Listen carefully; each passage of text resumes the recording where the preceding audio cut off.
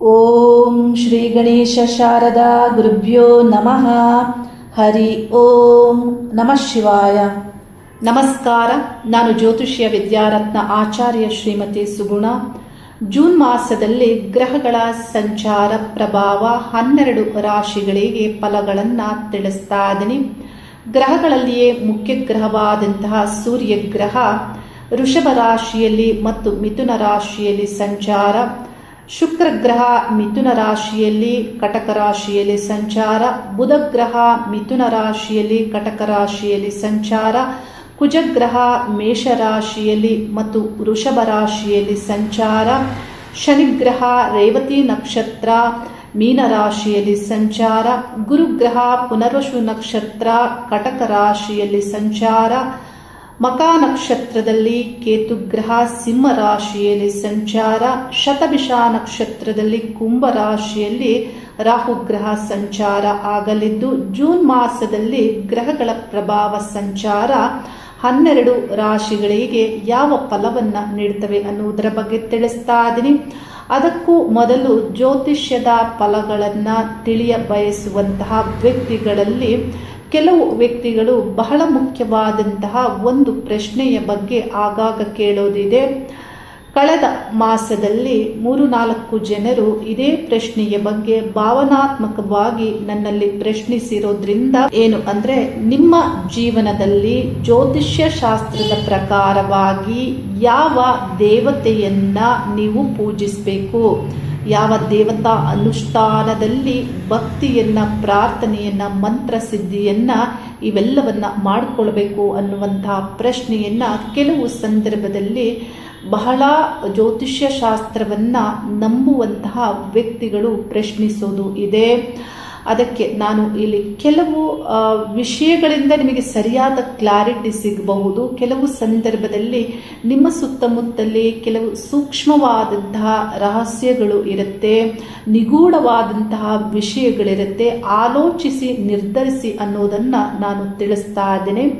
ನಾನು ತಿಳಿಸುವಂತಹ ವಿಷಯದಲ್ಲಿ ನಿಮಗೆ ಅನ್ನಿಸಬಹುದು, ಏನು ಇಷ್ಟೊಂದು ದೇವತಾ ಶಕ್ತಿಗಳನ್ನು ನೋಡುವಂತಹ ಸಾಮರ್ಥ್ಯ ಇವರಲ್ಲಿ ಇದೆಯಾ ಅಂತ. ಖಂಡಿತವಾಗಿಯೂ ಈಗಿನ ಒಂದು ಕಾಲದಲ್ಲಿಯೂ ಆ ಸಾಮರ್ಥ್ಯವನ್ನು ಹೊಂದಬಹುದು. ಆದರೆ ಆ ಸಾಮರ್ಥ್ಯ ಯಾರಿಗಿರುತ್ತೆ ಅಂಥವರಿಗೆ ಮಾತ್ರ ದೇವತಾ ಶಕ್ತಿಗಳನ್ನು ನಿತ್ಯ ನೋಡುವಂತಹ ಭಾಗ್ಯ ಮತ್ತು ಅದೃಷ್ಟ ಇವೆಲ್ಲವೂ ಅವರ ಜೀವನದಲ್ಲಿ ಇರುತ್ತೆ. ಇಲ್ಲಿ ಜ್ಯೋತಿಷಿಗಳಿಗೆ, ಜ್ಯೋತಿಷ್ಯ ಶಾಸ್ತ್ರ ಮತ್ತು ಜ್ಯೋತಿಷಿಗಳಿಗೆ ರಹಸ್ಯವಾದ ಜ್ಞಾನ ಮತ್ತು ರಹಸ್ಯವಾದಂತಹ ವಿಷಯಗಳ ಗೋಚಾರ ತಿಳಿಯುವಂತಹ ಸಾಮರ್ಥ್ಯ ಹಿಂದಿನ ಕಾಲದಿಂದಲೂ ಇತ್ತು. ಇದರಲ್ಲಿ ಯಾವ ವಿಶೇಷತೆಯೂ ಇಲ್ಲ.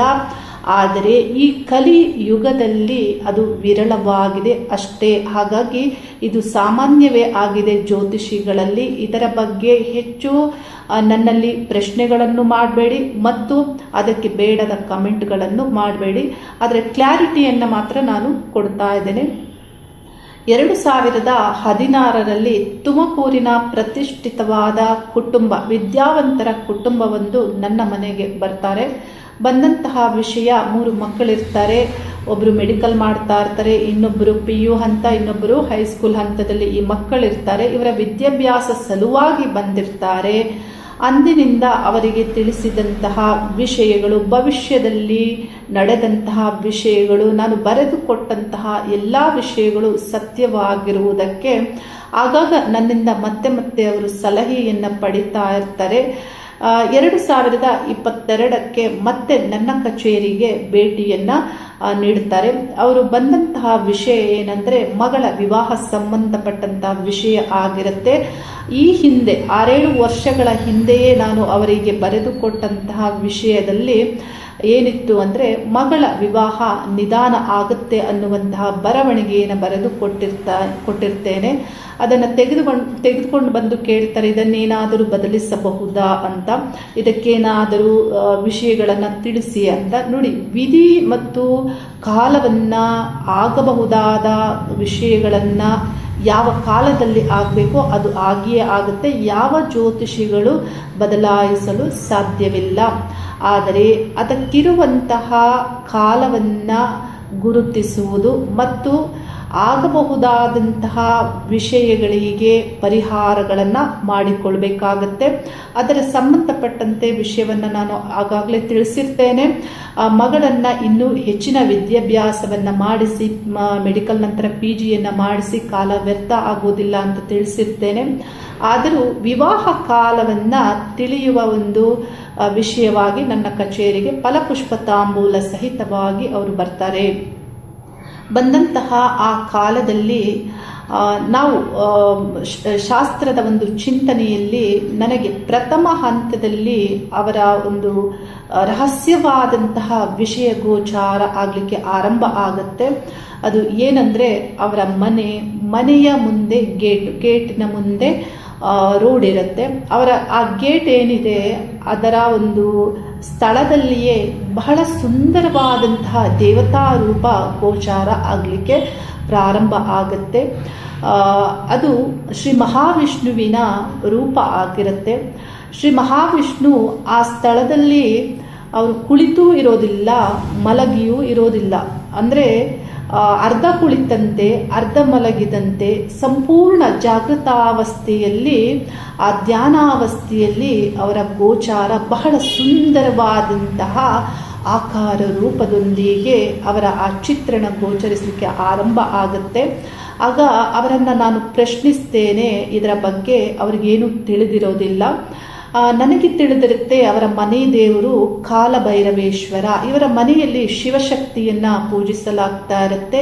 ಇವರ ಇಷ್ಟ ದೇವರು ಶ್ರೀ ಮಹಾಗಣಪತಿ ಆಗಿರ್ತಾರೆ. ಯಾರು ಸದಸ್ಯರು, ಅವರ ಕುಟುಂಬದ ಸದಸ್ಯರು ಯಾರು ಶ್ರೀ ಮಹಾವಿಷ್ಣುವನ್ನ ಪೂಜಿಸ್ತಾ ಇರೋದಿಲ್ಲ. ಆದರೆ ಈ ವೈಬ್ರೇಷನ್ನು ಅವರಿಗೆ ಗೊತ್ತಿಲ್ಲ. ನಾನು ಇದರ ಒಂದು ವಿಷಯವನ್ನ ಹೇಗೆ ಅನ್ನುವಂತಹ ಒಂದು ತಿಳಿಯಲು ಆದಾಗ ಆ ಕರ್ಮಸ್ಥಾನಕ್ಕೆ ಅಲ್ಲಿ ಬ್ರಾಹ್ಮಣರ ಸಂಬಂಧ ಬರುತ್ತೆ, ಕರ್ಮ ಕಾರ್ಯಗಳ ವಿಷಯದಲ್ಲಿ. ಆಗ ಅವರನ್ನು ಪ್ರಶ್ನಿಸ್ತೇನೆ, ಬ್ರಾಹ್ಮಣರಿಗೂ ನಿಮಗೂ ಏನಾದರೂ ಸಂಬಂಧ ಇದೆಯಾ, ಯಾವುದಾದರೂ ವಿಷಯಗಳು ನಿಮ್ಮ ಮತ್ತು ಅವರ ನಡುವೆ ನಡೆದಿದೆಯಾ ಅನ್ನುವಂತಹ ಪ್ರಶ್ನೆಯನ್ನ ಕೇಳ್ತೇನೆ. ಆ ಕಾಲದಲ್ಲಿ ಅವರು ಹೇಳ್ತಾರೆ, ನಾವು ವಾಸವಿರುವಂತಹ ಮನೆ ಬ್ರಾಹ್ಮಣರದೇ ಆಗಿದೆ ಅಂತ. ಅಂದರೆ ಆ ಮನೆಯನ್ನ ಬ್ರಾಹ್ಮಣರಿಂದ ಇವರು ತೆಗೆದುಕೊಂಡಿರ್ತಾರೆ. ಅದರಲ್ಲಿಯೂ ಮುಂದುವರೆದು ವಿಷಯ ತಿಳಿದಾಗ ಅದು ವೈಷ್ಣವ ಬ್ರಾಹ್ಮಣರದಾಗಿರುತ್ತೆ. ಮತ್ತು ಆ ಮನೆಯಲ್ಲಿ ಬಹಳ ಒಂದು ಪಾಸಿಟಿವ್ ಆಗಿ ಆ ದೇವತೆಯ ಆರಾಧನೆ ಆಗಿರುತ್ತೆ. ಹೋಮ ಯಜ್ಞಗಳು ನಡೆದಿರುತ್ತೆ. ಮತ್ತು ವಿಶೇಷ ದಿನಗಳಲ್ಲಿ, ವಾರದಲ್ಲಿ ಮತ್ತು ಮಾಸದಲ್ಲಿ ಸುಮಂಗಲಿಯರೆಲ್ಲ ಸೇರಿ ಭಜನೆಗಳನ್ನು ಮಾಡ್ತಾ ಇರ್ತಾರೆ. ಭಜನಾ ಮಂಡಳಿಯವರು ಬಂದು ಭಜನೆಯನ್ನು ಮಾಡ್ತಾ ಇರ್ತಾರೆ. ಅಲ್ಲಿ ಏನಾಗಿರುತ್ತೆ, ಶ್ರೀ ಮಹಾವಿಷ್ಣುವಿನ ಎನರ್ಜಿ ಕ್ರಿಯೇಟ್ ಆಗಿರುತ್ತೆ. ಆದರೆ ಈ ಮನೆಯನ್ನು ತೆಗೆದುಕೊಂಡಂತಹ ಇವರು ಅಲ್ಲಿ ಕಾಲಭೈರವ ಶಿವಶಕ್ತಿಯ ಆರಾಧನೆಯನ್ನು ಆರಂಭಿಸ್ತಾರೆ. ಯಾವುದೇ ಪೂಜೆಯು ಶ್ರೀ ಮಹಾವಿಷ್ಣುವಿಗೆ ಇವರಿಂದ ಸಿಗೋದಿಲ್ಲ, ಪ್ರಾರ್ಥನೆಯೂ ಸಿಗೋದಿಲ್ಲ. ಹೀಗಿರುತ್ತೆ ನೋಡಿ. ಇಂತಹ ಕಾಲದಲ್ಲಿ ಏನಾಗುತ್ತೆ ಅಂದರೆ, ದೇವತಾ ಕೋಪಗಳಿಗೆ ಕುಟುಂಬಗಳು ಒಳಗಾಗಬೇಕಾಗತ್ತೆ. ನೋಡಿ, ಇವೆಲ್ಲವೂ ಕೆಲವು ವಿಷಯಗಳು ನಿಮ್ಮ ಒಂದು ತಿಳುವಳಿಕೆಗೆ ಬಾರದೆ ಇರುವಂತಹ ವಿಷಯಗಳು. ಅವರ ಒಂದು ಜಾತಕದ ಪ್ರಕಾರವೂ ಇಲ್ಲ, ಮನೆ ದೇವರು ಇಲ್ಲ, ಕುಲದೇವರು ಇಲ್ಲ, ಇಷ್ಟ ದೇವರು ಇಲ್ಲ. ಆದರೆ ಅವರ ಭಾಗ್ಯದಲ್ಲಿ, ಅವರ ಜೀವನದ ಈ ಒಂದು ಜೀವನ ಸಂಪೂರ್ಣವಾದ ಸಮಸ್ತವಾದಂತಹ ಈ ಬದುಕಿನಲ್ಲಿ ಆ ದೇವರು ಅವರಿಗೆ ಬಂದು ಸೇರಿರುವುದು ಮತ್ತು ಆ ದೇವರ ವೈಬ್ರೇಷನ್ ಇರುವ ಸ್ಥಳದಲ್ಲಿ ಕ್ರಿಯೇಟ್ ಆಗಿರುವುದು ಮತ್ತು ಅವರಿಗೆ ಅನುಗ್ರಹಿಸುವುದಕ್ಕೆ ಆ ದೇವರು ಇವರಿಂದ ಪೂಜೆಯನ್ನ ಪಡೆದುಕೊಳ್ಳುವುದಕ್ಕೆ ಈ ರೀತಿಯಲ್ಲಿ ಕಾಣಿಸ್ತಾ ಇರುವಂಥದ್ದು. ಇದೆಲ್ಲವನ್ನ ನಾವು ತಿಳಿಬಹುದು. ಆಗ ಅವರಿಗೆ ತಿಳಿಸ್ತೇನೆ, ಶ್ರೀ ಮಹಾವಿಷ್ಣುವಿಗೆ ಸಂಬಂಧಪಟ್ಟಂತೆ ಹೋಮಗಳನ್ನು ಮಾಡಬೇಕು, ಪೂಜೆಗಳನ್ನು ಮಾಡಬೇಕು ಮತ್ತು ಅದೇ ಸ್ತ್ರೀಯರನ್ನ ಕರೆಸಿ ಆ ಭಜನಾ ಮಂಡಳಿಯಿಂದ ಭಜನೆಗಳನ್ನು ಮಾಡಿಸಬೇಕು ಅನ್ನೋದನ್ನ ನಾನು ತಿಳಿಸ್ತೇನೆ. ಅದರ ಆರಂಭ ಅಧಿಕ ಮಾಸದಲ್ಲಿ ಆರಂಭ ಆಗುತ್ತೆ. ಬಹಳ ಒಂದು ಸಂತೋಷಕರವಾಗಿ ಅವರು ಪೂಜೆಗಳನ್ನು ಆರಂಭಿಸ್ತಾರೆ. ನೋಡಿ, ಮನೆ ದೇವರು ಕುಲದೇವರ ಜೊತೆಯಲ್ಲಿ ಆ ಸ್ಥಳದಲ್ಲಿ ಇರುವಂತಹ ಆ ಒಂದು ವೈಬ್ರೇಷನ್ಗೆ ಆದ್ಯತೆಯನ್ನು ಕೊಡಬೇಕು ಅನ್ನೋದನ್ನು ನಾನು ಅಲ್ಲಿ ತಿಳಿಸ್ತೇನೆ. ಅಂದಿನಿಂದ ಅದು ಆರಂಭ ಆಗುತ್ತೆ. ಈಗ ಈ ವರ್ಷದಲ್ಲಿ ಅವರ ಕುಟುಂಬದಲ್ಲಿ ಮಂಗಳ ಕಾರ್ಯವು ನಡೀತಾ ಇದೆ. ಆದರೆ ಯಾವ ಒಂದು ಸ್ಪಷ್ಟತೆಯನ್ನು ನೀವಿಲ್ಲ ಅರ್ಥ ಮಾಡ್ಕೊಳ್ಬೇಕಂದ್ರೆ, ಅವರ ಜಾತಕದಲ್ಲೆಲ್ಲ ಕುಲದೇವರೆಲ್ಲ, ಇಷ್ಟದೇವರೆಲ್ಲ, ಮನೆ ದೇವರೆಲ್ಲ ಅವರು ಸಿದ್ಧಿಪಡಿಸಿಕೊಂಡ ದೇವತೆಯೂ ಅಲ್ಲ. ಅವರಲ್ಲಿ ಇದ್ದಂತಹ ಆ ವಿಷಯ ನಿಗೂಢ ರಹಸ್ಯವಾದಂತಹ ಈ ಸೂಕ್ಷ್ಮ ವಿಷಯಗಳು ಅವರ ತಿಳುವಳಿಕೆಗೆ ಬಂದಿರೋದಿಲ್ಲ. ಅವರ ಮನೆಗೆ ನಾನು ಹೋಗಿ ನಂತರದಲ್ಲಿ ನಾನು ನೋಡಿದಾಗ ಅವರ ಮನೆಯಲ್ಲಿ ಆದಂತಹ ವುಡ್ ವರ್ಕ್ ಎಲ್ಲವೂ ಶ್ರೀ ಮಹಾವಿಷ್ಣುವಿನ ಶಂಖ ಮತ್ತು ಚಕ್ರಗಳಿಂದಲೂ ಅಲಂಕರಿಸಲ್ಪಟ್ಟಿರುತ್ತೆ. ಅಷ್ಟರ ಒಂದು ಮಟ್ಟಿಗೆ ಹಿಂದೆ ಇದ್ದಂತಹ ಬ್ರಾಹ್ಮಣ ಕುಟುಂಬವು ಅಲ್ಲಿ ಪೂಜೆಯನ್ನು ಮಾಡಿರುತ್ತೆ. ನೋಡಿ, ಸನಾತನ ಸಂಸ್ಕೃತಿಯಲ್ಲಿ ಅನೇಕ ದೇವತೆಗಳನ್ನು ಪೂಜೆಗೆ ತಿಳಿಸಲಾಗುತ್ತೆ, ಅನುಷ್ಠಾನ ಸಿದ್ಧಿಗಳಿಗೆ ತಿಳಿಸಲಾಗುತ್ತೆ. ಆದರೆ ನೀವು ಮುಖ್ಯವಾಗಿ ಯಾವ ತತ್ವ, ಯಾವ ಸ್ವಭಾವ, ಯಾವ ಗುಣದ ದೇವತೆಯನ್ನು ಆಯ್ಕೆ ಮಾಡ್ಕೊಳ್ತೀರಾ, ಅದು ನಿಮಗೆ ಹೇಗೆ ಹೊಂದಿಕೆಯಾಗುತ್ತೆ, ನಿಮಗೆ ಹೇಗೆ ಅನುಗ್ರಹಿಸ್ತಾರೆ ಅನ್ನೋದೇ ಬಹಳ ಮುಖ್ಯ. ಎಲ್ಲ ದೇವತೆಗಳು ಎಲ್ಲರಿಗೂ ಒಳ್ಳೆ ಫಲವನ್ನು ನೀಡೋದಿಲ್ಲ. ಆದರೆ ನೀವು ಇದನ್ನು ಸರಿಯಾಗಿ ತಿಳಿದುಕೊಳ್ಬೇಕು. ಅದು ಇನ್ನೊಬ್ಬರು ತಿಳಿಸುವುದಕ್ಕಿಂತ ಮುಖ್ಯವಾಗಿ ನಿಮ್ಮ ಸುತ್ತಮುತ್ತಲೇ, ನಿಮ್ಮ ಒಂದು ಸಮಗ್ರವಾದಂತಹ ಬದುಕಿನಲ್ಲೇ ಕೆಲವು ರಹಸ್ಯಗಳು ಅಡಗಿರುತ್ತೆ. ಅದನ್ನು ತಿಳಿದುಕೊಳ್ಳುವಂತಹ ಪ್ರಯತ್ನವನ್ನು ಮಾಡಿ ಮತ್ತು ದೇವತೆಗಳ ಬಗ್ಗೆ ನೀವು ನಿರ್ಧಾರಗಳನ್ನು ಮಾಡಿ. ಜ್ಯೋತಿಷ್ಯ ಶಾಸ್ತ್ರದ ಪ್ರಕಾರವಾಗಿ ತಿಳಿಯೋದಿದೆ. ರಾಷ್ಟ್ರಾಧಿಪತಿ, ಲಗ್ನಾಧಿಪತಿ ಮತ್ತು ಅದೃಷ್ಟ ಸ್ಥಾನಾಧಿಪತಿಗಳನ್ನು ತಿಳಿದು ಜ್ಯೋತಿಷಿಗಳು ಸಾಮಾನ್ಯವಾಗಿ ತಿಳಿಸ್ತಾರೆ, ಈ ದೇವತೆಯನ್ನು ಪೂಜಿಸಿ ಅನ್ನೋದನ್ನು. ಅದಕ್ಕೂ ಹೆಚ್ಚಾಗಿ ಒಳಗೆ ಹೋಗಿ ಗ್ರಹಗಳ ಒಂದು ಸ್ಥಿತಿ, ಡಿಗ್ರಿ, ಆ ಸ್ಥಾನ, ನಕ್ಷತ್ರಗಳಲ್ಲಿ ಕೆಲವು ಸ್ಥಾನಾಧಿಪತಿಗಳ ಗಣಿತವನ್ನು ಮಾಡಿ ಅಲ್ಲಿ ಬರುವಂತಹ ಆ ಒಂದು ಉತ್ತರದಲ್ಲಿ ಯಾವ ದೇವತೆಯನ್ನು ಪೂಜಿಸಬೇಕು ಅಂತ ಆ ಗಣಿತವೇ ತಿಳಿಸುತ್ತೆ. ಅದರ ಪ್ರಕಾರವಾಗಿ ತಿಳಿಬಹುದು. ಆದರೆ ಎಲ್ಲ ಜ್ಯೋತಿಷಿಗಳು ಅದನ್ನು ತಿಳಿಸೋದಿಲ್ಲ. ಸಾಮಾನ್ಯವಾಗಿ ಮೇಲ್ನೋಟಕ್ಕೆ ಏನು ಅವರಿಗೆ ತಿಳಿಯುತ್ತೆ ಅದನ್ನು ತಿಳಿಸ್ತಾರೆ. ಆದರೆ ಇಲ್ಲಿ ನೀವೇನು ಅರ್ಥ ಮಾಡ್ಕೊಳ್ಬೇಕು ಅಂದರೆ, ನೋಡಿ, ಇವರ ಜೀವನಕ್ಕೆ ಇವರು ಆನಂತರವೂ 2022ರ ನಂತರವೂ ನನ್ನ ಕಚೇರಿಗೆ ಬಂದಿದ್ದಾರೆ. ಬಂದಂತಹ ಕಾಲದಲ್ಲಿ ಆ ಒಂದು ಅವರೇನು ಕುಳಿತುಕೊಳ್ತಾರೆ ಪ್ರಶ್ನೆಗೆ, ಆಗ ಅವರ ಹಿಂದೆ ಶ್ರೀ ಮಹಾವಿಷ್ಣುವೇ ಕಾಣಿಸ್ತಾರೆ. ನೋಡಿ, ಅವರ ಮನೆ ದೇವರು ಬರೋದಿಲ್ಲ. ಈಶ್ವರ ಪಾರ್ವತಿಯ ಒಂದು ಪ್ರಭಾವಕ್ಕಿಂತ ಶ್ರೀ ಮಹಾವಿಷ್ಣುವಿನ ಪ್ರಭಾವವೇ ಅಲ್ಲಿ ಹೆಚ್ಚಾಗಿ ನಮಗೆ ಗೋಚಾರ ಆಗುತ್ತೆ. ಮತ್ತು ಆ ದೇವತಾ ಅನುಗ್ರಹವನ್ನು ನಾವಲ್ಲಿ ತಿಳಿಬಹುದು, ಅನುಭವಕ್ಕೆ ಬರುತ್ತೆ. ನಾನು ಹಾಗಾಗಿ ಅವರಿಗೆ ಬಹಳ ಸಂದರ್ಭದಲ್ಲಿ ನಾನು ಹೇಳಿದ್ದೇನೆ, ಏನಂದರೆ ದೇವಾಲಯಗಳಿಗೆ ಹೋದಾಗಲೇ ಆ ದೇವತಾ ಎನರ್ಜಿಯ ಅನುಭವ ನೋಡಿ ಆಗೋದಿಲ್ಲ. ಆದರೆ ಆ ವ್ಯಕ್ತಿ, ಆ ಸ್ತ್ರೀ ನನ್ನ ಕಚೇರಿಗೆ ಬಂದಾಗ ನನಗೆ ಈ ದೇವತೆಯನ್ನು ನೋಡುವಂತಹ, ಈ ಅನುಭವವನ್ನು ಪಡೆಯುವಂತಹ ಭಾಗ್ಯವನ್ನು ಹೊತ್ತು ತರ್ತಾರೆ. ಹಾಗಾಗಿ ಜ್ಯೋತಿಷಿಗಳ ಬಳಿ ಬರುವಂತಹ ಕೆಲವು ವ್ಯಕ್ತಿಗಳು ನಿಜವಾಗಿಯೂ ಅದೃಷ್ಟ ಭಾಗ್ಯವನ್ನೇ ಹೊತ್ತು ತರ್ತಾರೆ ಅನ್ನೋದನ್ನು ನಾನಿಲ್ಲಿ ತಿಳಿದಿರುವಂಥದ್ದು. ಹಾಗಾಗಿ ನಾನು ಆಗಾಗ ತಿಳಿಸ್ತಾ ಇರ್ತೇನೆ, ಜನರು ಕಷ್ಟಗಳನ್ನು ಹೊತ್ತು ತರೋದಲ್ಲ, ಸಮಸ್ಯೆಗಳನ್ನು ನಮ್ಮ ಬಳಿ ತರೋದಲ್ಲ, ಜೊತೆಗೆ ಭಾಗ್ಯವನ್ನು, ಅನುಭವವನ್ನು, ತಿಳುವಳಿಕೆಯನ್ನು, ಜ್ಞಾನವನ್ನು ಹೊತ್ತು ತರ್ತಾರೆ. ನೋಡಿ, ಇದೆಲ್ಲ ವಿಷಯಗಳಿಂದ ನಿಮಗೆ ಏನು ಸ್ಪಷ್ಟತೆ ಬರುತ್ತೆ ಅಂದರೆ, ದೇವತೆಗಳು ಯಾವ ಮಾರ್ಗದಲ್ಲಿ ಆದರೂ ನಿಮ್ಮ ಜೀವನಕ್ಕೆ ಜೊತೆಯಾಗಬಹುದು. ಇಂಥ ಅನೇಕವಾದಂತಹ ಅನುಭವಗಳು ಇದೆ. ಇದರ ಬಗ್ಗೆ ನಾನು ಮುಂದಿನ ಮಾಸಗಳಲ್ಲಿ ಸಾಧ್ಯವಾದಷ್ಟು ಸ್ಪಷ್ಟತೆಯನ್ನು ಕೊಡ್ತಾ ಹೋಗ್ತೇನೆ. ಇಲ್ಲಿ ಇನ್ನು ಕೆಲವು ಒಂದು ಪ್ರಶ್ನೆಗಳಿಗೆ ಕಳೆದ ಮಾಸದಲ್ಲಿ ನನಗೆ ಕೆಲವು ವಿಷಯಗಳನ್ನು ಕಮೆಂಟ್ ಹಾಕಿದ್ದೀರಾ. ಮಿಥುನ ರಾಶಿ ಮತ್ತು ಸಿಂಹ ರಾಶಿಯಲ್ಲಿ ನೀವು ತಿಳಿದುಕೊಳ್ಳಬೇಕು, ನಾನ್ಯಾವ ಪದವಿಗಳನ್ನು ಪದವಿಗಳನ್ನು ಕೊಟ್ಟುಕೊಳ್ತಾ ಇಲ್ಲ, ಯಾವ ಬಿರುದುಗಳನ್ನು ಕೊಟ್ಟುಕೊಳ್ತಾ ಇಲ್ಲ. ಯಾಕೆಂದರೆ ನಾನೇನು ಹೇಳ್ತಾ ಇದ್ದೀನಿ, ವಿದ್ಯಾರತ್ನ, ವಿದ್ವಾನ್, ಜ್ಯೋತಿಷ್ಯ ಸಂಬಂಧಪಟ್ಟದ್ದು, ಆಚಾರ್ಯ, ಈ ಪದವಿಗಳೆಲ್ಲ ನನಗೆ ಜ್ಯೋತಿಷ್ಯ ಶಾಸ್ತ್ರದ ವಿದ್ಯಾಸಂಸ್ಥೆಗಳು ಸರ್ಟಿಫಿಕೇಟನ್ನು ನೀಡಿರುವಂಥದ್ದು. ಅದಕ್ಕಾಗಿ ನಾನಿಲ್ಲಿ ಆ ಹೆಸರುಗಳನ್ನು ಬಳಸ್ತೇನೆ. ಮತ್ತು ವಿಷಯಗಳು ಏನು ನನ್ನ ಅನುಭವದಲ್ಲಿದೆ ನಿಮಗೆ ತಿಳಿಸೋದು ಕಡಿಮೆಯೇ. ಬಹಳ ವಿಷಯಗಳನ್ನು ನಾನು ತಿಳಿಸೋದಿಲ್ಲ. ಆದರೂ ಕೆಲವು ಮಾತ್ರ ನಿಮ್ಮ ತಿಳುವಳಿಕೆಗೆ ಬರಲಿ ಅನ್ನುವುದಕ್ಕೆ ಮಾತ್ರ ನಾನು ತಿಳಿಸ್ತೇನೆ.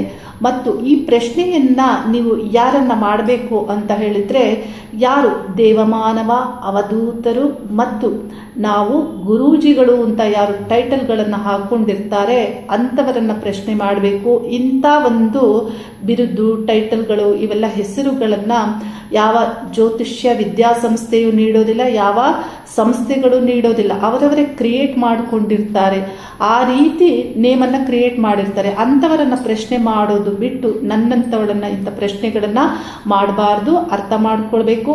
ಆದರೂ ಈಶ್ವರನ ಈಶವಾಸನ ಅನುಭವದಲ್ಲಿ ನಿಮ್ಮೆಲ್ಲರಲ್ಲಿಯೂ ಆ ಈಶನ ಅಂಶ ಇರೋದ್ರಿಂದ, ನನ್ನಲ್ಲಿಯೇ ನಿಮ್ಮಲ್ಲಿಯೂ ಅದೇ ಇರೋದ್ರಿಂದ, ನನ್ನ ಒಂದು ಅಂಗವೇ ಭಾಗವೇ ನೀವು ಆಗಿರೋದ್ರಿಂದ ಖಂಡಿತವಾಗಿಯೂ ನಿಮ್ಮ ಬಗ್ಗೆ ಯಾವ ಒಂದು ಬೇಸರವೂ ನನಗಿಲ್ಲ. ಅವರವರ ಜ್ಞಾನಕ್ಕೆ ಅವರವರ ಒಂದು ಮನಸ್ಸಿನಲ್ಲಿ ಏನು ಬರುತ್ತೆ, ವಿಭಿನ್ನವಾದಂತಹ ಭಾವನೆಗಳಿಂದ ನೀವು ವ್ಯಕ್ತಪಡಿಸ್ತೀರಾ. ಈಶ್ವರ ನಿಮಗೆ ಮತ್ತಷ್ಟು ಜ್ಞಾನಾಭಿವೃದ್ಧಿಯನ್ನು ನೀಡಲಿ ಅನ್ನುವ ಪ್ರಾರ್ಥನೆಯನ್ನು ಮಾಡುತ್ತಾ, ಜೂನ್ ಮಾಸದಲ್ಲಿ ಬರುವಂತಹ ಗ್ರಹಗಳ ಗೋಚಾರ ಪ್ರಭಾವದ ಫಲಗಳು ಯಾವ ರೀತಿ 12 ರಾಶಿಗಳಿಗೆ ಸಿಗ್ತವೆ ಅನ್ನೋದರ ಬಗ್ಗೆ ತಿಳಿಸ್ತಾ ಇದ್ದೀನಿ. ಸಿಂಹ ರಾಶಿಯವರಿಗೆ ಜೂನ್ ಮಾಸದಲ್ಲಿ ರಾಶ್ಯಾಧಿಪತಿ ಸೂರ್ಯ ಗ್ರಹ ದಶಮ ಸ್ಥಾನ ವೃಷಭ ರಾಶಿಯಲ್ಲಿ ಮಿತ್ರ ನಕ್ಷತ್ರಗಳಲ್ಲಿ ಸಂಚಾರ ಮಾಡೋದ್ರಿಂದ ಮತ್ತು ಮಧ್ಯಭಾಗದಿಂದ ಲಾಭ ಸ್ಥಾನದಲ್ಲಿ ಸೂರ್ಯಗ್ರಹದ ಸಂಚಾರ ಆಗೋದ್ರಿಂದ ಈ ಮಾಸದಲ್ಲಿ ರಾಶ್ಯಾಧಿಪತಿಯಾಗಿ ನಿಮ್ಮ ಕೆಲಸ ಕಾರ್ಯಗಳಿಗೆ ಒಳ್ಳೆ ಫಲವನ್ನ ನೀಡ್ತಾರೆ. ಕರ್ಮಸ್ಥಾನದಲ್ಲಿ ರಾಶ್ಯಾಧಿಪತಿಯ ಸಂಚಾರ ಆಗ್ತಾ ಇರೋದ್ರಿಂದ ಹೆಚ್ಚಿನ ಸಮಸ್ಯೆಗಳು ಸಡನ್ ಆಗಿ ಬರೋದಿಲ್ಲ. ನಿಮಗೆ ಗುರುಬಲವನ್ನ ಈ ಮಾಸದಿಂದ ಕಳೆದುಕೊಳ್ತೀರಾ. ಗುರುಗ್ರಹ ಲಾಭಸ್ಥಾನದಿಂದ ವ್ಯಯಸ್ಥಾನವನ್ನ ಪ್ರವೇಶ ಮಾಡ್ತಾರೆ. ಆದರೆ ಅದೃಷ್ಟ ಸ್ಥಾನದಲ್ಲಿ ಕುಜಗ್ರಹದ ಸಂಚಾರವು ಆಗ್ತಾ ಇರೋದ್ರಿಂದ ಕುಜಗ್ರಹ ನಿಮಗೆ ಅದೃಷ್ಟ ಮತ್ತು ನಿಮ್ಮ ಕೆಲವು ಕೆಲಸ ಕಾರ್ಯಗಳಿಗೆ ಕುಜ ಮತ್ತು ಸೂರ್ಯಗ್ರಹಗಳೇ ಒಳ್ಳೆ ಫಲವನ್ನ ಇಲ್ಲಿ ಪ್ರಭಾವ ಮಾಡ್ತಾರೆ. ಮುಖ್ಯವಾಗಿ ನೀವು ತಿಳಿದುಕೊಳ್ಬೇಕು, ಈ ಒಂದು ಜಗತ್ತಿನಲ್ಲಿ ಮಾನವರಲ್ಲಿ ನೋಡಿ, ಯಾವುದೇ ಒಂದು ಶುಭ ಅಶುಭ ಫಲಗಳು ಆಗ್ತಾ ಇದ್ರು ಇಲ್ಲಿ ಒಂದು 50% ಭಾಗದ ಜನರಿಗೆ ಅಶುಭ ಆದರೆ ಇನ್ನು 50% ಭಾಗದ ಜನರಿಗೆ ಶುಭ ಆಗತ್ತೆ. ಏಕೆಂದ್ರೆ ಈ ಜಗತ್ ನಿರ್ಮಾಣ ಆಗಿರುವುದೇ ಹಾಗೆ, ಕತ್ತಲೆ ಬೆಳಕು ಇದೆಲ್ಲವೂ ಸಮಸಮವಾಗಿದೆ. ಪಾಪ ಪುಣ್ಯ, ಸ್ತ್ರೀ ಪುರುಷ, ಹೀಗೆ ಇಲ್ಲಿ ಒಳ್ಳೆಯದು ಇರುತ್ತೆ, ಕೆಟ್ಟದ್ದು ಇರುತ್ತೆ. ಅಂದ್ರೆ ಎಲ್ಲರಿಗೂ ಶುಭ ಆಗೋದಿಲ್ಲ, ಎಲ್ಲರಿಗೆ ಅಶುಭವೂ ಆಗೋದಿಲ್ಲ. ಯಾರಿಗೆ ಶುಭ ಭುಕ್ತಿ ಕಾಲವು ನಡೀತಾ ಇರುತ್ತೆ ಅಂತವರಿಗೆ ಗುರುಬಲ ಇಲ್ಲದಿದ್ದರೂ, ಅಷ್ಟಮ ಶನಿ ದೋಷದ ಕಾಲವಾಗಿದ್ದರೂ ನಿಮಗೆ ಸಡನ್ ಆಗಿ ಬಹಳ ವಿಷಯಗಳಲ್ಲಿ ಸಮಸ್ಯೆಗಳು ಬರ್ತಾ ಇರೋದಿಲ್ಲ, ಪಾರಾಗ್ತಾ ಇರ್ತೀರ.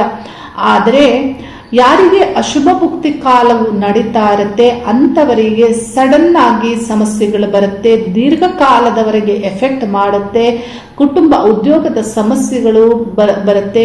ವರ್ಷ ಅಂದ್ರೆ ಮುಂದಿನ ಭವಿಷ್ಯದಲ್ಲಿ ಮತ್ತು ಒಂದು ವರ್ಷದಲ್ಲಿ 2 ವರ್ಷ 3 ವರ್ಷ ಕೆಲವರಿಗೆ ದೀರ್ಘಕಾಲದವರೆಗೆ ಈ ಗ್ರಹಗಳು ಎಫೆಕ್ಟ್ ಮಾಡ್ತಾರೆ.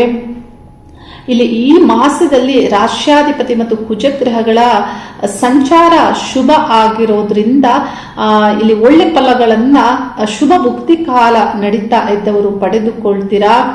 ಹೆಚ್ಚಿನ ಸಮಸ್ಯೆಗಳು ಆಗೋದಿಲ್ಲ.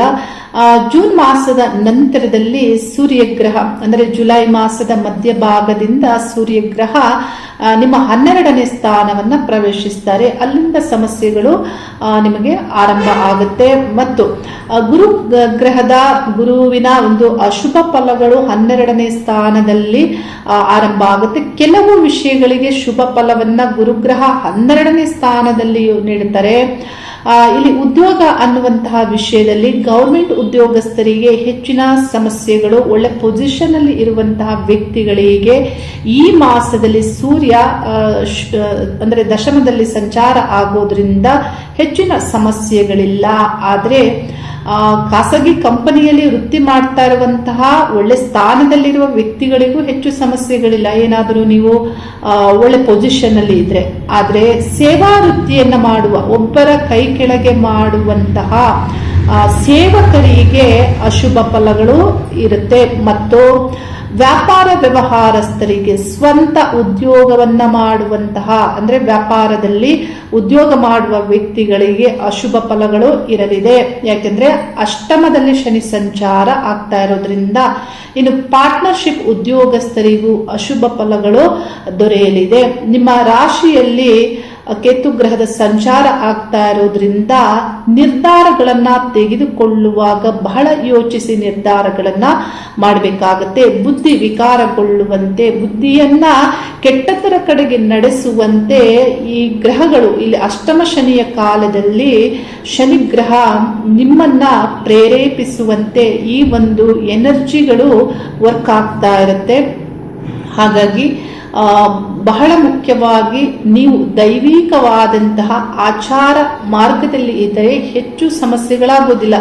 ಬುದ್ಧಿ ಒಳ್ಳೆಯ ಆಚಾರದ ಕಡೆಗೆ ನಡೀತಾ ಇರುತ್ತೆ ಮತ್ತು ಕಾರ್ಯಗಳು ನಡೀತಾ ಇರುತ್ತೆ. ಇನ್ನು ಧನಾಭಿವೃದ್ಧಿಯ ವಿಷಯ ಸಂಬಂಧಪಟ್ಟಂತೆ ಧನಸ್ಥಾನಾಧಿಪತಿ ಪ್ರಾರಂಭದ 3 ವಾರಗಳ ಕಾಲ ಲಾಭ ಸ್ಥಾನದಲ್ಲಿ ಸಂಚಾರ ಮಾಡೋದ್ರಿಂದ ಬುಧ ಗ್ರಹ ಒಳ್ಳೆ ಫಲವನ್ನ ಪಡೆದುಕೊಳ್ತೀರಾ. ಸಡನ್ ಆಗಿ ಏನು ನಿಮಗೆ ಈ ಕೆಲಸ ಕಾರ್ಯಗಳಲ್ಲಿ ಗುರುಬಲ ಇಲ್ಲ ಅಂದ್ರೂ ಸಮಸ್ಯೆಗಳಾಗೋದಿಲ್ಲ. ಅಂದ್ರೆ ಧನಾಭಿವೃದ್ಧಿಯಲ್ಲೂ 2-3 ವಾರಗಳು ಶುಭ ಫಲಗಳನ್ನ ಪಡೆದುಕೊಳ್ತೀರಾ. ಆದರೆ ವಾರದ ಕೊನೆ ಮಾಸದಲ್ಲಿ ಬುಧ ಗ್ರಹ ರಾಶಿಯಿಂದ 12ನೇ ಸ್ಥಾನವನ್ನ ಪ್ರವೇಶಿಸ್ತಾರೆ. ಗುರು ಗ್ರಹ, ಶುಕ್ರ ಗ್ರಹ ಮತ್ತು ಇಲ್ಲಿ ಬುಧ ಗ್ರಹಗಳ ಸಂಚಾರ ವ್ಯಯ ಸ್ಥಾನ, ನಷ್ಟ ಸ್ಥಾನ, ಅಡೆತಡೆಗಳ ಸ್ಥಾನ, ಹೊರಗಿನ ಸ್ಥಾನದಲ್ಲಿ ಸಂಚಾರ ಆಗೋದ್ರಿಂದ ಮಾಸದ ಕೊನೆಯಿಂದ ವಿಪರೀತವಾದಂತಹ ಖರ್ಚುಗಳು ಆರಂಭ ಆಗುತ್ತೆ.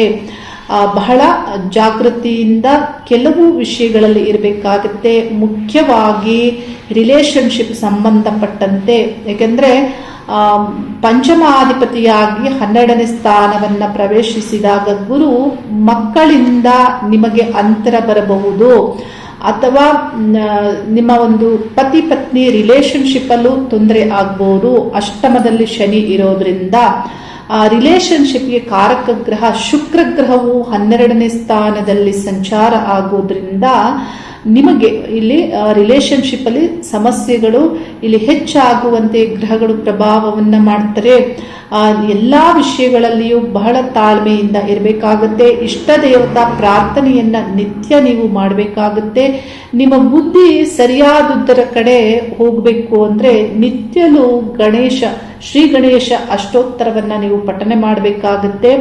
ಏನಾಗುತ್ತೆ, ಅಷ್ಟಮದಲ್ಲಿ ಶನಿ ಸಂಚರಿಸುವಾಗ ಬುದ್ಧಿ ವಿಕಾರಗೊಳ್ಳುತ್ತೆ, ಸರಿಯಾದುದರ ಕಡೆ ನಡೆಯೋದಿಲ್ಲ, ಸರಿಯಾದ ಆಲೋಚನೆಗಳು ನಿಮಗೆ ಬರೋದಿಲ್ಲ, ಇಂದ್ರಿಯಗಳು ಅದೇ ರೀತಿ ಕೆಲಸವನ್ನ ಮಾಡ್ತಾ ಇರ್ತವೆ. ಇಲ್ಲಿ ಬುದ್ಧಿಸ್ಥಾನವಾದಂತಹ ಪಂಚಮ ಸ್ಥಾನಾಧಿಪತಿಯು ವ್ಯಯಸ್ಥಾನದಲ್ಲಿ ಸಂಚಾರ ಆಗ್ತಾ ಇರೋದ್ರಿಂದ ವಿದ್ಯಾರ್ಥಿಗಳಿಗೂ ಅಶುಭ ಫಲ. ಅಂದ್ರೆ ನೀವು ದೂರದಲ್ಲಿ ಏನಾದರೂ ವಿದ್ಯಾಭ್ಯಾಸ ಕಲಿಯುವುದಕ್ಕೆ ಈ ಗ್ರಹ ಒಳ್ಳೆ ಫಲವನ್ನ ನೀಡಬಹುದು.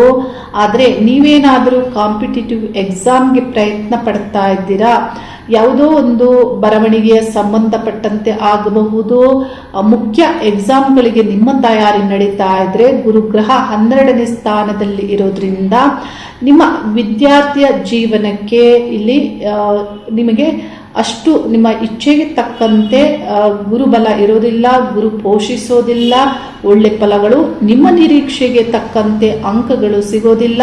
ಮುಖ್ಯವಾಗಿ ಇತರರ ಸಹಾಯವು ನಿಮಗೆ ದೊರೆಯೋದಿಲ್ಲ. ಏನಾದರೂ ಸಮಸ್ಯೆಗಳಿರುತ್ತೆ, ಒಂದು ನಿಮಗೆ ಹೊರಗಿನ ಜನರಿಂದ ಸಮಸ್ಯೆಗಳಾಗ್ತಾ ಇರುತ್ತೆ, ಕುಟುಂಬದವರ ಸಮಸ್ಯೆಗಳಾಗ್ತಾ ಇರುತ್ತೆ, ಮಿತ್ರರ ಸಮಸ್ಯೆಗಳಾಗ್ತಾ ಇರುತ್ತೆ. ಈ ರೀತಿ ಇಲ್ಲಿ ಅಂದ್ರೆ ಯಾರಿಂದಾದ್ರೂ ಏನೋ ಸಮಸ್ಯೆಗಳು, ವಂಚನೆಗೆ ಒಳಗಾಗುವಂತೆಯೂ ಸಮಸ್ಯೆ ಆಗ್ತಾ ಇರುತ್ತೆ. ವಿದ್ಯಾರ್ಥಿಗಳು ಬಹಳ ಒಂದು ಏಕಾಗ್ರತೆಯಿಂದ ಓದಬೇಕಾಗುತ್ತೆ. ಮುಖ್ಯ ತಯಾರಿಯನ್ನ ಮಾಡಿಕೊಳ್ಳುವಂತಹ ಆಲೋಚನೆ ಇದ್ದರೆ ನಿಮ್ಮ ದಶಾಭುಕ್ತಿಗಳನ್ನ ಪರಿಶೀಲಿಸಿಕೊಳ್ಬೇಕಾಗುತ್ತೆ. ಇನ್ನು ಪಂಚಮ ಸ್ಥಾನ ಇನ್ವೆಸ್ಟ್ಮೆಂಟ್ ಅನ್ನ ನೀವು ಹೆವಿ ಇನ್ವೆಸ್ಟ್ಮೆಂಟ್ ಅನ್ನ ಮಾಡುವಂತ ಆಲೋಚನೆ ಸಿಂಹ ರಾಶಿಯವರಿಗೆ ಇದ್ದರೆ ಅದನ್ನು ನಿಲ್ಲಿಸಬೇಕಾಗತ್ತೆ. ಯಾಕಂದ್ರೆ ಇನ್ವೆಸ್ಟ್ಮೆಂಟ್ ಇಂದ ನಿಮಗೆ ನಷ್ಟವೇ ಆಗುತ್ತೆ. ಹೆವಿ ಇನ್ವೆಸ್ಟ್ಮೆಂಟ್ ಅಂದ್ರೆ ಆನ್ಲೈನ್ ಅಲ್ಲಿ ಇನ್ವೆಸ್ಟ್ಮೆಂಟ್ ಮಾಡಬಹುದು, ಯಾರನ್ನೂ ನಂಬಿ ಅತಿಯಾದ ಬಂಡವಾಳ ಹೂಡಿಕೆ ಮಾಡುವುದು, ಅಥವಾ ಯಾರಿಗಾದರೂ ಅತಿಯಾದ ಹಣವನ್ನ ನೀಡುವುದು. ನಂಬಿ ನಿಮಗೆ ಇವತ್ತಿನ ಕಾಲದಲ್ಲಿ ಎಷ್ಟು ಚೆನ್ನಾಗಿ ಜನ ನಂಬಿಸ್ತಾರೆ ಅಂದ್ರೆ ನಂಬಿ ಕೊಡ್ತೀರ ನೀವು. ಇಂಥ ಒಂದು ಹಣವನ್ನ ಹೂಡಿಕೆ ಮಾಡೋದನ್ನ ನೀವು ನಿಲ್ಲಿಸಬೇಕಾಗುತ್ತೆ. ಇತರರೊಂದಿಗೆ ನೀವು ಮೋಸಕ್ಕೆ ಒಳಗಾಗುವ ಬದಲು ನಿಮ್ಮ ಒಂದು ಸಾಮಾನ್ಯ ಜ್ಞಾನವನ್ನ ಉಪಯೋಗ ಮಾಡಬೇಕಾಗತ್ತೆ. ಇದಕ್ಕಾಗಿ ವಿಶ್ವಶಕ್ತಿಯಲ್ಲಿ ನಿತ್ಯ ಪ್ರಾರ್ಥನೆಯನ್ನ ಮಾಡಿ, ಗಣಪತಿ ಅಷ್ಟೋತ್ತರವನ್ನ ಪಠನೆ ಮಾಡಿ, ಗುರು ಸಮಾನ ದೇವತೆಗಳನ್ನ ಪೂಜಿಸಿ, ಹಣದ ಒಂದು ಏನು ನಷ್ಟ ಆಗೋದಿರುತ್ತೆ ಅದನ್ನ ಅವಾಯ್ಡ್ ಮಾಡ್ಕೊಳ್ಬೇಕು. ಅದಕ್ಕಾಗಿ ಫಲಪುಷ್ಪ ತಾಂಬೂಲ ದಕ್ಷಿಣೆ ಸಹಿತವಾಗಿ ನೀವು ಗುರುಗಳ ದೇವಸ್ಥಾನಕ್ಕೆ ಗುರುವಾರಗಳಂದು ಕಡಲೆಕಾಳನ್ನ ಸಂಕಲ್ಪ ಮಾಡಿಕೊಂಡು ದಾನವನ್ನ ಮಾಡಬಹುದು. ಅಥವಾ ಬೇರೆ ರೀತಿಯಲ್ಲಾದರೂ ಗುರುವಿಗೆ ಸಂಬಂಧಪಟ್ಟಂತೆ ನೀವು ಪರಿಹಾರಗಳನ್ನ ಮಾಡಿಕೊಳ್ಳಬಹುದು. ಅಷ್ಟಮ ಶನಿ ಕಾಲದ ಒಂದು ಪ್ರಭಾವ ಹೆಚ್ಚಾಗೋದ್ರಿಂದ, ದೈವಿಕ ಗ್ರಹದ ಗುರುಬಲವು ಇಲ್ಲದೆ ಇರೋದ್ರಿಂದ ಅಷ್ಟಮ ಶನಿ ಗ್ರಹಕ್ಕೆ ಪರಿಹಾರವು ಬಹಳ ಮುಖ್ಯವಾಗಿರುತ್ತೆ. ಮುಖ್ಯವಾಗಿ ದಾನವನ್ನ ಮಾಡುವುದರ ಮೂಲಕ, ಆಚಾರ ವಿಚಾರಗಳಲ್ಲಿ ಸರಿಯಾದದರ ಕಡೆ ನಡೆಯುವುದರ ಮೂಲಕ, ಮಂತ್ರ ಜಪಗಳು ಅಂದರೆ ಶನಿಗೆ ಹನುಮಾನ್ ಚಾಲಿಸ ಪಠನೆಗಳು ಮತ್ತು ಶಿವ ಪೂಜೆಯನ್ನ ಮಾಡೋದ್ರಿಂದ ಇಲ್ಲಿ ಶನಿ ಪ್ರಭಾವ, ಶನಿ ಗ್ರಹಕ್ಕೆ ಶಾಂತಿ ಆಗುತ್ತೆ. ಮತ್ತು ಆಹಾರವನ್ನ ಪ್ರಾಣಿ ಪಕ್ಷಿಗಳಿಗೆ ನೀಡೋದ್ರಿಂದಲೂ ಒಳ್ಳೆ ಫಲಗಳನ್ನ ಸಿಂಹರಾಶಿಯವರು ಅಂದ್ರೆ ಪಡೆದುಕೊಳ್ಳಬಹುದು. ಇದರಿಂದ ದೋಷಗಳು ನಿವಾರಣೆ ಆಗುವುದಕ್ಕೆ ಯಾವುದೇ ನಿರ್ಧಾರಗಳಲ್ಲಿ ಬಹಳ ಜಾಗೃತಿಯನ್ನ ನೀವು ತೆಗೆದುಕೊಳ್ಬೇಕಾಗತ್ತೆ. ಒಂದು ಬಿಸ್ನೆಸ್ ಅನ್ನ ಸ್ಟಾರ್ಟ್ ಮಾಡ್ತೀನಿ ಅನ್ನುವವರು, ವಿವಾಹಕ್ಕೆ ಒಳಗಾಗ್ತಾ ಇದ್ದೀನಿ, ವಿವಾಹ ಸಂಸ್ಕಾರವನ್ನ ಮಾಡಿಕೊಳ್ಳುವಂತಹ ಒಂದು ಆಲೋಚನೆ ಇರುವವರು, ಏನ್ ಪಾರ್ಟ್ನರ್ನ ನಿರ್ಧರಿಸ್ತೀರಾ ಇದರ ಬಗ್ಗೆ ಬಹಳ ಜಾಗೃತಿಯಿಂದ ಇರಬೇಕಾಗತ್ತೆ. ಎಲ್ಲ ವಿಷಯದಲ್ಲಿ ನಿಮ್ಮ ಆರೋಗ್ಯದಲ್ಲಿಯೂ ಮುಖ್ಯವಾಗಿ ಎಚ್ಚರಿಕೆಗಳನ್ನ ತೆಗೆದುಕೊಳ್ಳಬೇಕಾಗತ್ತೆ. ಹೀಗೆ ನಿಮ್ಮ ಒಂದು ಕೇರನ್ನ ಎಕ್ಸ್ಟ್ರಾ ಕೇರ್ ಮಾಡೋದ್ರಿಂದ ನಿಮ್ಮನ್ನು ನೀವು ರಕ್ಷಿಸಿಕೊಳ್ಳಬಹುದು. ವಿಶ್ವಶಕ್ತಿಯಲ್ಲಿ ಪ್ರಾರ್ಥನೆ ಮಾಡಿ, ಇಷ್ಟ ದೇವತೆಯನ್ನ ಪ್ರಾರ್ಥನೆ ಮಾಡಿ, ಒಳ್ಳೆಯದೇ ಆಗುತ್ತೆ, ಒಳ್ಳೆಯದಾಗಲಿ ಅನ್ನುವಂತಹ ಪ್ರಾರ್ಥನೆಯೊಂದಿಗೆ ಶುಭವಾಗಲಿ. ಹರಿ ಓಂ ನಮಃ ಶಿವಾಯ.